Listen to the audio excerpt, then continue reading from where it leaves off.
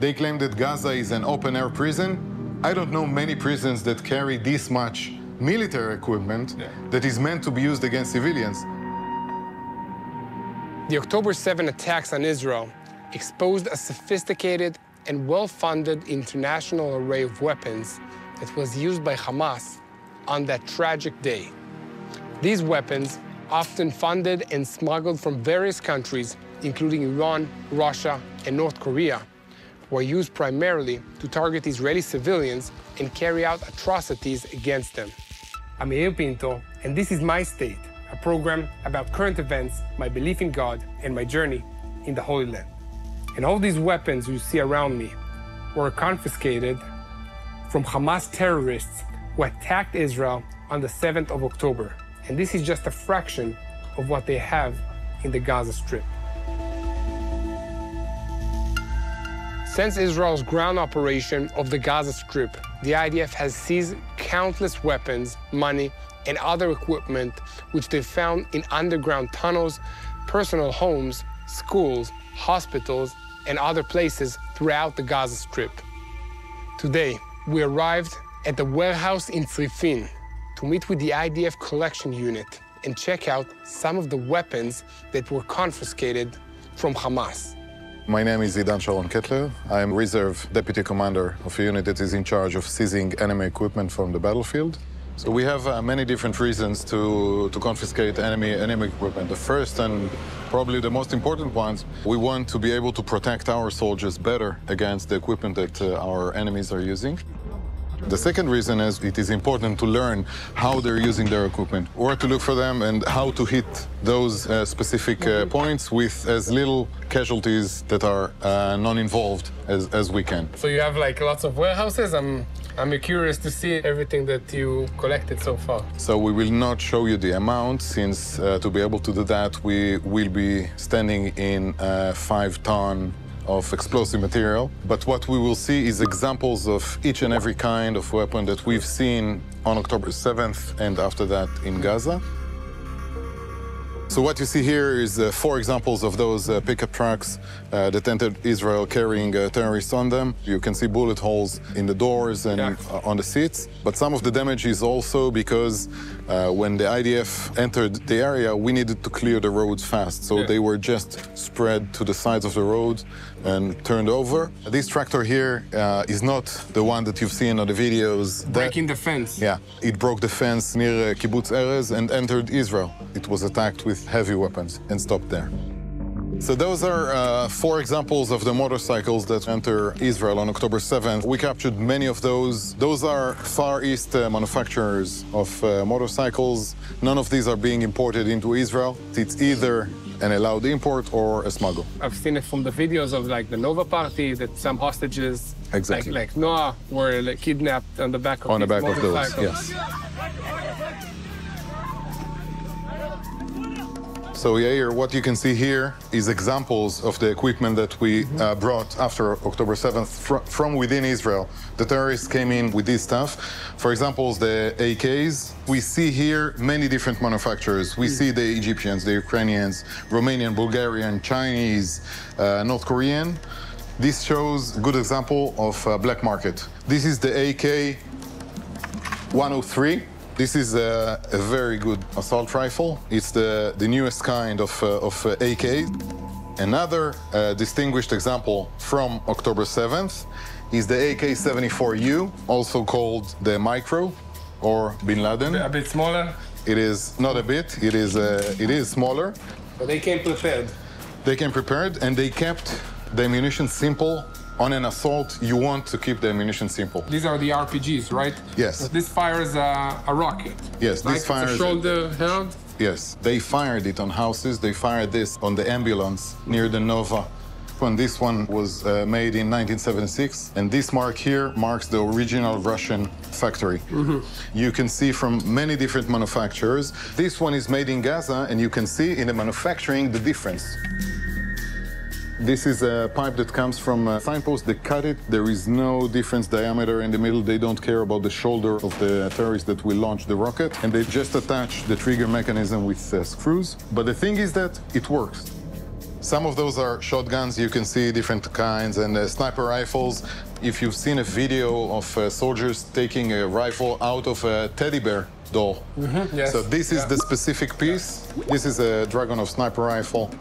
It fires 7.62 long bullets. This is crazy. It's all the weapons that I remember being warned against when we entered Khan Yunis and the Gaza Strip. These, and especially because I'm from the tank unit, so especially the RPGs. They would just pop out of an underground tunnel and fire an RPG at us, and then sneak back into the tunnel. Most of them were, we got them either the next day or we destroyed the tunnel. This is a light machine gun, the original ones from Russia. We see the Chinese copy, and we also see the Iranian copy. This is the assault drum that they use with the bullet chain. On October 7th, they came with huge amounts of ammunition. Also in the Gaza Strip, everywhere you look. Everywhere. Basically every school, every United Nations buildings, every mosque, every place that is supposed to be humanitarian, we found lots of ammunition and guns. Packed with all these weapons. So what do we have here? This looks like plastic. This cannot fire any bullets. True. We found those in schools. So this is what they educate their kids on. We found those in 3 different schools inside Gaza.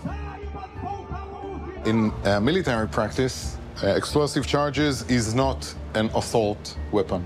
This is something that you use once you capture an area and you want to defend it. Those explosive charges came into Israel on October 7th. So this suggests that they plan to capture the Israeli communities and stay there. The black big ones are called the Shawaz. This is anti-tank charges. This is not something that you need. Yeah, just to carry out a terror attack. Exactly. The terrorists were armed with military-grade weapons, like the Shawaz anti-tank explosive, which was used to break into Israeli civilians' protected shelters and safe rooms. This is a man-launched rocket launcher. It has its own tripod. This is homemade. For example, look at the tripod. It has just construction metal.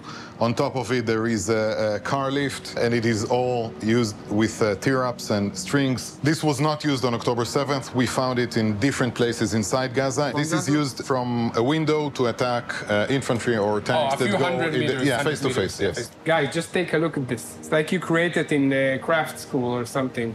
So this is a very old machine gun. It was meant to be anti-aircraft, but in practice they use it to fire on everything that they see. It could be our vehicles, tanks, and infantry. And we even found one of those mounted on a pickup truck that entered Israel on October 7th. Wow.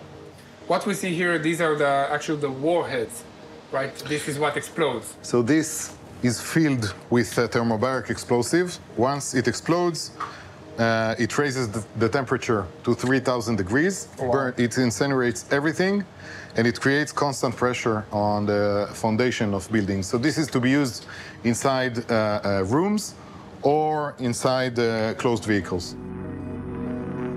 Thermobaric grenades. It was used in houses and civilian cars at the Nova Music Festival to incinerate everything and everyone in their vicinity. Now, this was made specifically against the Merkava 4 main battle tank. It's a magnetic charge that you see magnets here. So it attached to the tank? So they want to attach it to the tank, and it will hit the ammunition box of the tank and ignite the tank from the inside. Exactly. This is state-level intelligence that was used against us, against our main battle tank. We captured many of those on civilian cars in the Nova parking area, attached to the fuel tanks of the cars. Really? Many of those didn't explode. Some of those still had a safety ring on them. We knew about this charge before October 7th. And once we captured them, we brought them to the intelligence unit that are in charge of analysis. And the first tanks that entered Gaza for the maneuver already had a countermeasure, so those doesn't work anymore. This rocket here is Iranian-made. They create both warheads in Iran, and they attached a North Korean rocket engine. These are made in Gaza, but it's not actually made in Gaza. They assembled it in Gaza. So smuggled into the Gaza Strip and then assembled underground in their factories or whatever. Exactly. This box is controlling rocket launchers that launch rockets into Israel.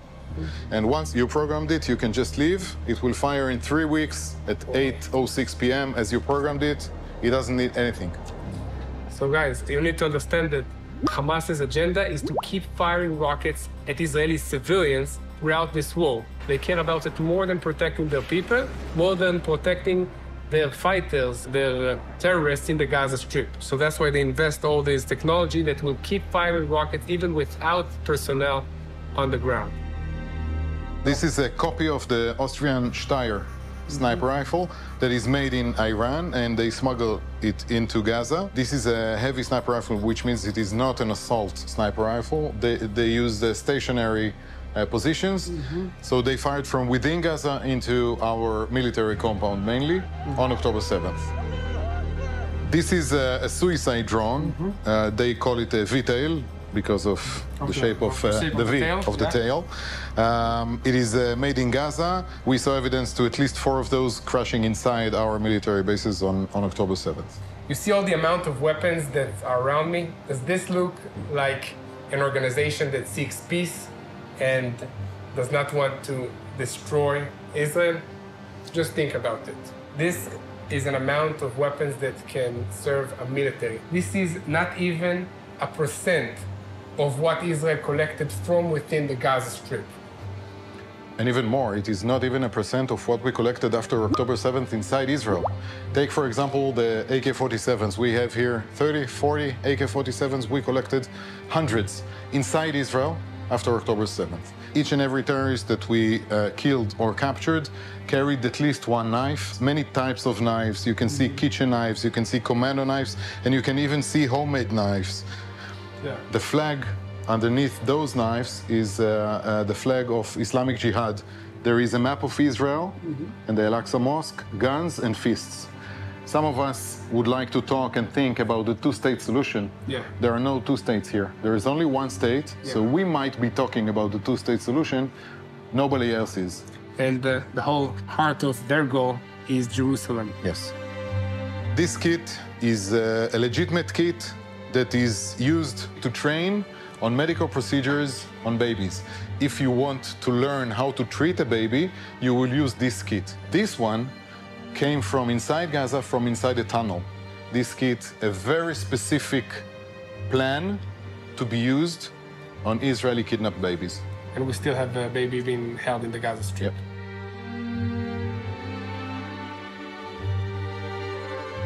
So Yair, just look around you. I don't know any different definition to crimes against humanity. Clearly, all of this arsenal and other finds is the result of extensive smuggling operations into Gaza from various countries involving substantial financial investments and years of planning. Imagine if all of these resources were put into improving the lives of Gazan civilians instead of being used for one goal only, the destruction of Israel. Please pray for an end to Hamas and all terror organizations around the world who are hell-bent on destruction and chaos.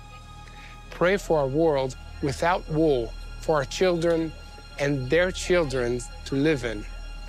But while we have to fight this axis of evil, we pray for our soldiers, for the soldiers of the IDF, for the return of our hostages, and of course, we unite in prayer for the peace of Jerusalem.